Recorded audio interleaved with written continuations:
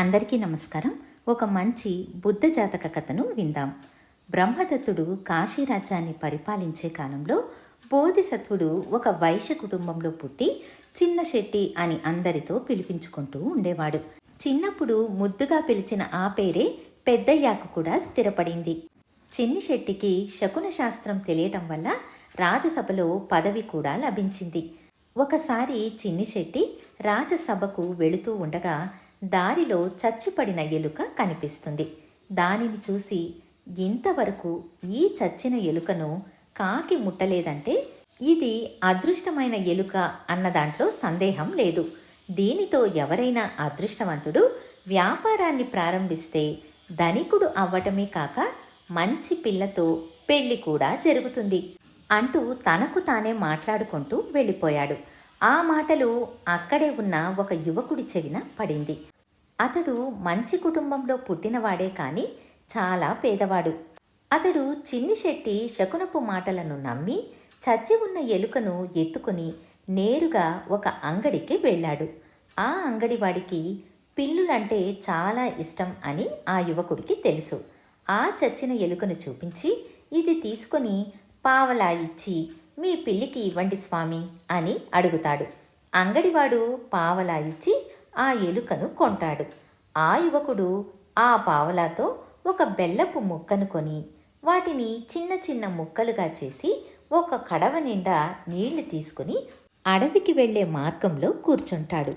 అడవిలోకి పూల కోసం వెళ్ళి మాలలు కట్టి అమ్మేవారు అడవి నుంచి పూలను ఏరుకుని వచ్చేటప్పుడు ఆ యువకుడి వద్ద ఆగి ఒక బెల్లం ముక్క తిని నీరు తాగి ప్రతిగా గుప్పెడు పూలు ఆ యువకుడికి ఇచ్చారు.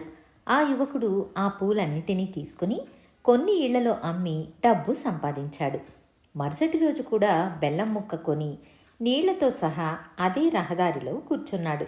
ఈసారి కూడా మాలలు అమ్మేవాళ్లు బెల్లం తిని నీళ్లు తాగి పూలతో పాటు కొన్ని పూల మొక్కలను కూడా ఇచ్చారు. వాటిని అమ్మి కొన్ని రోజులలో అతడు 8 వెండి నాణాలను సంపాదించుకున్నాడు. ఇలా ఉండగా ఒకరోజు పెద్ద గాలి వర్షం రావడంతో రాజోద్యానవనంలో ఎండిన కొమ్మలు ఆకులు విపరీతంగా రాలి కింద పడ్డాయి. తోటమాలి తోటను ఎలా శుభ్రపరచాలా అని ఆలోచిస్తూ ఉండగా ఈ యువకుడు తోటమాలి వద్దకు వెళ్ళి, ఇక్కడ రాలిపడిన కొమ్మలను తనకు ఇచ్చినట్లయితే కనుక ఆ ప్రదేశాన్ని తాను శుభ్రపరిచి ఇస్తానని చెబుతాడు. తోటమాలి ఇందుకు ఒప్పుకుంటాడు. వెంటనే ఆ యువకుడు పిల్లలు ఆడుకుంటున్న చోటికి వెళ్ళి ఒక్కొక్క బెల్లం ముక్క ఇచ్చి రాలిన ఆకులను కొమ్మలను ఒక రాశిగా చేర్చి ఆ ప్రదేశాన్ని శుభ్రం చేయిస్తాడు. ఆ కట్టెల మోపును ప్రదేశ ద్వారం వద్దకు చేర్చుతాడు.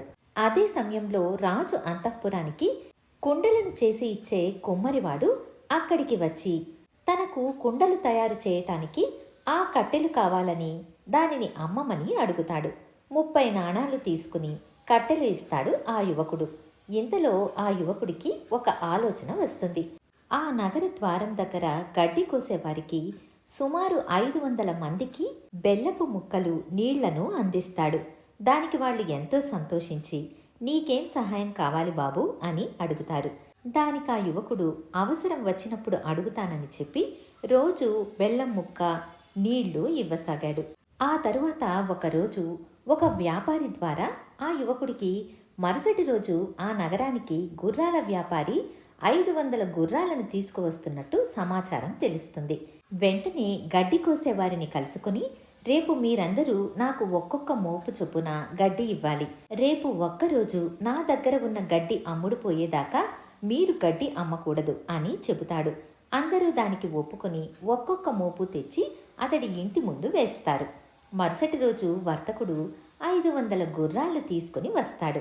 అతడికి కావలసిన గడ్డి ఎక్కడా దొరకకపోవడంతో యువకుడి వద్ద ఉన్న 500 గడ్డి మోపులను 1000 బంగారు నాణాలకు కొనుగోలు చేస్తాడు. మరికొన్ని రోజులకు తనకు పరిచయం ఉన్న వ్యాపారి ద్వారా పెద్ద సరుకు నిండిన నావ ఒకటి రేవుకు వస్తోంది అన్న విషయం తెలుసుకుంటాడు. వెంటనే అతడికి ఒక ఆలోచన వస్తుంది. 8 వరహాలు ఇచ్చి ఒక మంచి బండిని బాడుగకు తీసుకుని అందులో కూర్చుని రేవుకు వెళతాడు. నావలో వచ్చిన సరుకంతా తానే కొంటానని ధర నిర్ణయించి ఒక ఉంగరాన్ని ముందస్తు నగదుగా చెల్లించి సరుకును కొంటాడు. తరువాత ముగ్గురు వ్యక్తులను అక్కడ నియమించి ఎవరైనా వ్యాపారి సరుకు కావాలని వస్తే తన వద్దకు పంపమని వెళ్ళిపోతాడు. అప్పటికి సరుకు గల నావ రేవు వద్దకు వచ్చిందన్న విషయం కాశీ వర్తకులకు తెలుస్తుంది. 100 మంది వర్తకులు సరుకు కొనడానికి వస్తారు. ఎవరో ఒక యువకుడు సరుకు మొత్తం కొనుక్కొనేశాడు అన్న సంగతి తెలుసుకుని ఆ యువకుడి వద్దకు వెళతారు. యువకుడు వాళ్లతో బేరమాడి ఒక్కొక్కరికి 4,000 విలువైన సరుకును అమ్ముతాడు. అలా సరుకు మొత్తాన్ని వ్యాపారులకు అమ్మిన తర్వాత అతడికి దాదాపు 2 లక్షల నగదు వస్తుంది. ఆ 2 లక్షల నగదు తీసుకుని చిన్న శెట్టి వద్దకు వెళతాడు. మీ వల్ల నేను ఇంత డబ్బు సంపాదించాను అని చెబుతాడు. చిన్న శెట్టి ఆశ్చర్యపోతూ అదెలా సాధ్యం, నేనేం చేశాను అని అడుగుతాడు. మీరు కొన్ని నెలల కిందట చేసిన ఉపదేశం వల్ల నేను ఇంత సంపాదించగలిగాను అని జరిగిందంతా వివరిస్తాడు. అంతా విన్న చిన్ని శెట్టి కాసేపు ఆలోచించి ఇంతటి తెలివితేటలు గల యువకుణ్ణి వదులుకోకూడదు అని నిర్ణయించుకుని పెళ్లికి సిద్ధంగా ఉన్న తన కూతురిని ఆ యువకుడికి ఇచ్చి వివాహం చేసి తన ఆస్తినంతా యువకుడికి ఇచ్చేస్తాడు. కాలక్రమేణా చిన్న శెట్టి మరణించాక రాజసభలో వైశ్య పదవిని కూడా యువకుడు అలంకరిస్తాడు. ఇదండి కథ. మళ్ళీ మరొక మంచి కథతో మీ ముందుంటాను. ధన్యవాదాలు.